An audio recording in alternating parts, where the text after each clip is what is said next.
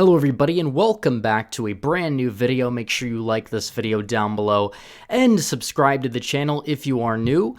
And today we are in a brand new year. We are in the year of 2021. 2020 was by and large a train wreck for so many reasons. I think it's one of the only things that people on the left and people on the right can actually agree with nowadays is the fact that 2020 was such an abysmal disaster. But we are in 2021. We have a brand new year ahead of us. And as conservatives, it's important that we stay on the right track moving forward. Last year was a big demoralization in terms of the election, but that does not mean that the movement has to die. That does not mean that the movement necessarily has to stop. And I'm going to tell you 10 resolutions that we all have to have moving forward. Some of these things I think a lot of my audience has actually been doing a very good job of as of late, but also there's also some people in the conservative movement that are kind of holding it back with a couple of issues, and I want to address these things moving forward and hopefully make some people understand exactly how we can build a bigger and better movement moving forward without actually compromising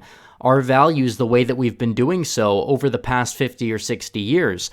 And it's obvious when it comes to number one. Number one is something I'm sure that most people will do already in their personal lives in terms of a New Year's resolution. That is, focus on self-improvement.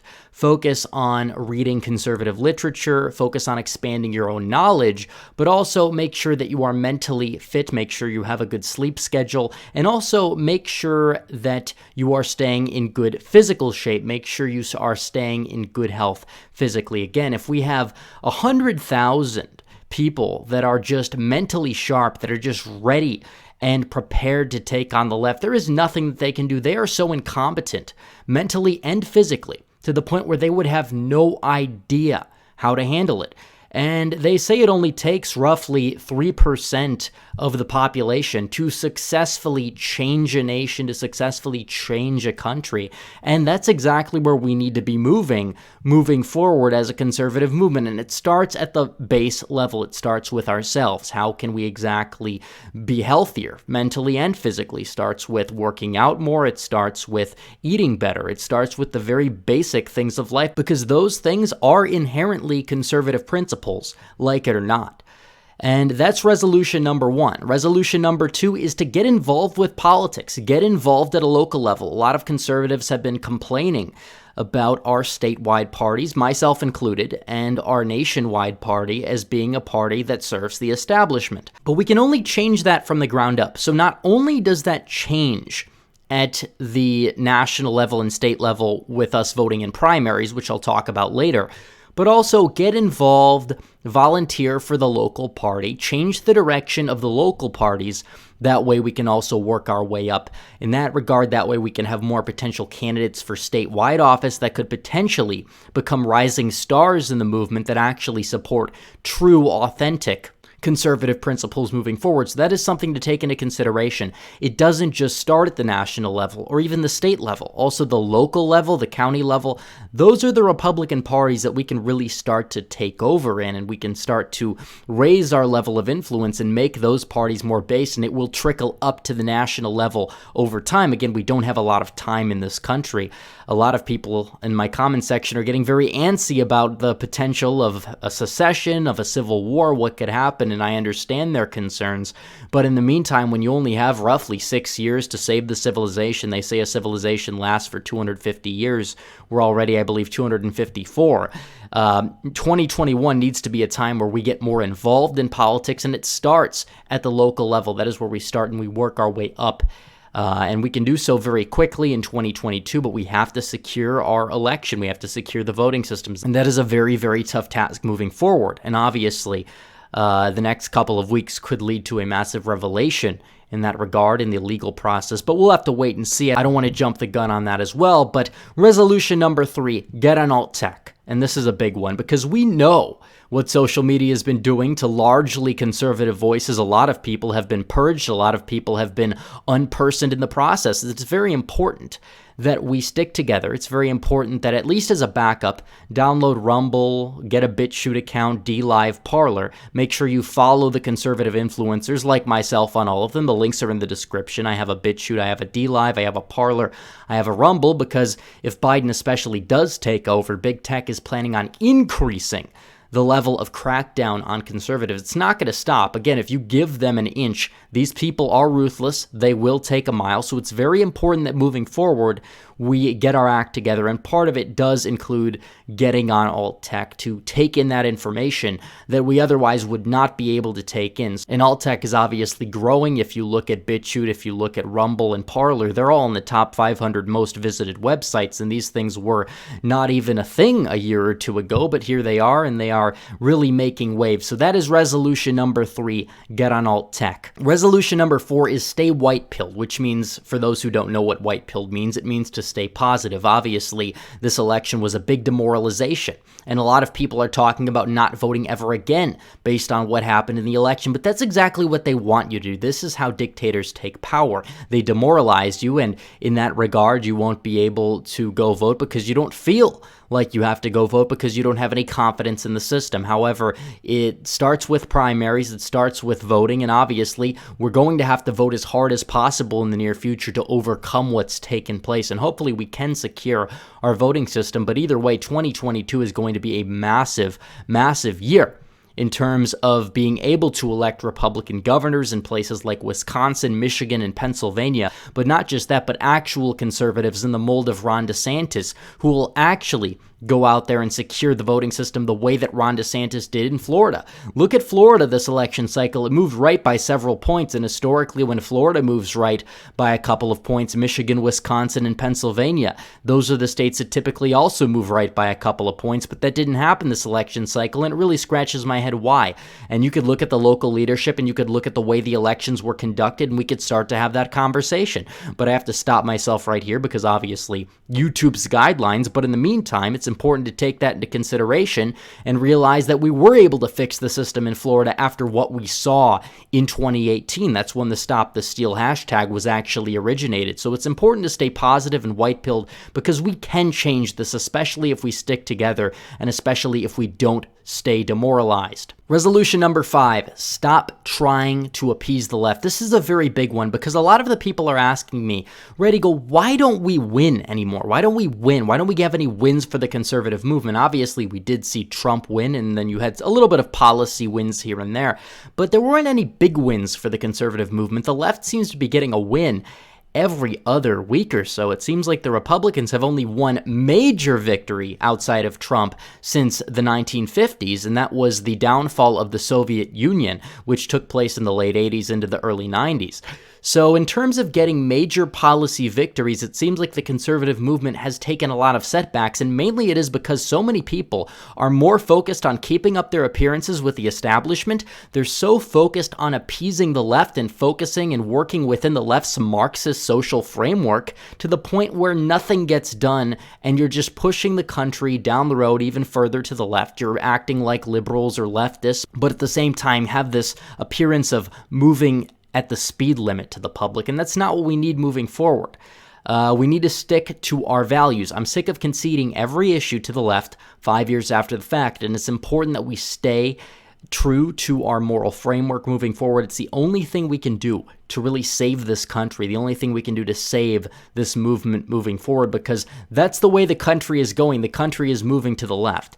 And it's important that we don't just move to the left with it. It's important that we correct course and make it in a more moral pathway, the pathway that we've seen over the past 50 years get absolutely degraded. Look at the family. Look at pretty much every system of government that we've had. It's getting run over, and it's partially because of weak conservatives that don't stand up for anything in the process that allow it to happen time and time again.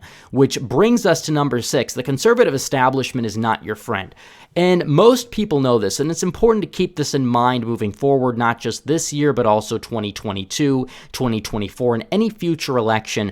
Whoever the main conservative establishment figures are running up behind and propping up, people like Nikki Haley and many others, if they're getting propped up by the Ben Shapiro and Charlie Kirk, Daily Wire, TPUSA crowd, the people that pretend that they're your friends and then stab you behind the back, behind the scenes, Obviously, these people are not going to be true conservatives if they are being shilled by the establishment. These people were not behind Donald Trump in 2016 by any means. Some reluctantly joined him after he won the nomination. And then when he became president, a lot of these people just stood by him to grift off of him, to sell books, to keep their viewership. And that's exactly what they've done, and a lot of them have largely abandoned President Trump throughout this entire process. So it really shows you who's real and who's not, so it's important to look moving forward and to understand who the actual conservatives and who the actual conservative candidates are. And they're not exactly the people that pretend to be your friends within the conservative establishment are supporting, because usually those people are the wolves in sheep's clothing. Resolution number 7 is find solutions to left-wing policies that can actually work, because that's one of the only ways that we could expand the voting base. I cannot tell you how many people that I've talked to on the left that actually were somewhat reasonable, but they would not vote for the Republicans solely because the Republicans have failed to actually put a plan together on healthcare. And it's not that the left's plan on healthcare is good, no. Even a lot of people on the left realize that Obamacare was a failure. A lot of the left-wing policies on healthcare were a failure, but bad plan is better than no plan, according to a lot of people. So moving forward, it's important that conservatives actually come together and target the issues that the left is winning on, because even though our ideas are better, we don't have a plan, and if we're not able to put a plan together, we're going to lose by default. No amount of voter effort would have overturned an election if the Republican establishment actually helped Trump on healthcare and actually put an actual plan together that would have helped Trump win the election by a massive landslide. Instead, the GOP establishment caved. They caved to the donor interest. They caved to what were virtually the interests to the left, and they allowed the left to take over in 2018 and gave them ammunition moving forward. So it's important that moving forward we do attempt to find solutions to the problems that the left tends to capitalize on. And if we're able to do so and present better solutions,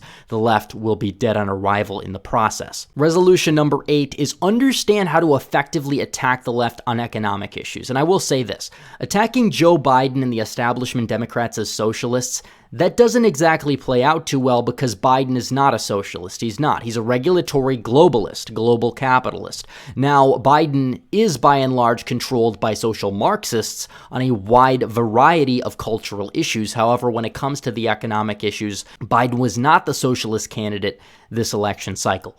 And it's important to understand this moving forward. Donald Trump won in 2016 because he effectively attacked Hillary Clinton as a globalist who was controlled by the elite, who was controlled by special interests, many of which were global regulatory capitalists. And that's important moving forward, that we effectively define our opposition as who they are. If you're running up against Bernie Sanders or AOC, then you can attack them as a socialist in that regard, because they sort of are. But when it comes to attacking an establishment Democrat like Joe Biden, or many other establishment Democrats like Nancy Pelosi, Chuck Schumer, attacking those people as socialists does not exactly pan out so well. Attacking them as corporatists, attacking them as globalists, that's going to be much more accurate because it's much more effective in the process. That's how Trump won in 2016. That's the messaging that we need moving forward in that regard. Number 9, this one is not going to make some people happy. I'm going to say it anyways. It's time to stop the obsessive Ronald Reagan worship. Now, Reagan was a very respectable man. He was very good for his time, and he did a lot of good things. However, Reagan also passed massive amnesty that turned California blue.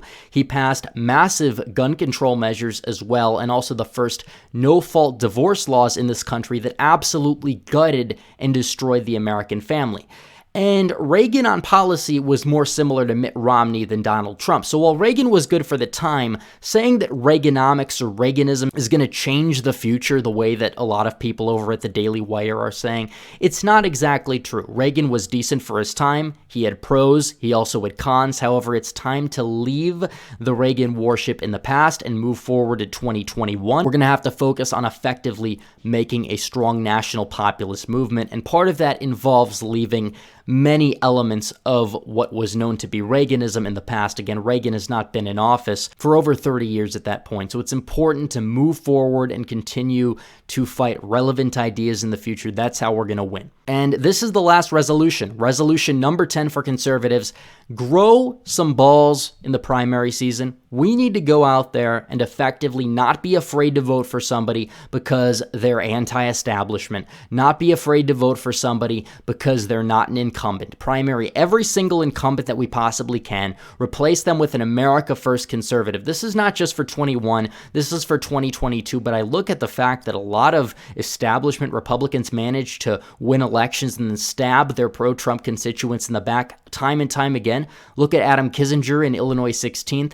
It just does not add up to me, so it's important moving forward that we do go out there and we do effectively primary these people in the future and make the Tea Party in 2010 look like an actual Tea Party in the process and actually fight the system and win conservatives the future once and for all. So anyways, guys, thanks for watching this video. Make sure you like this video down below, comment down below, and subscribe to the channel. Hit the bell for notifications so you never miss another video. Follow me on social media, become a member, donate to the Patreon, or subscribe. Star links in the description.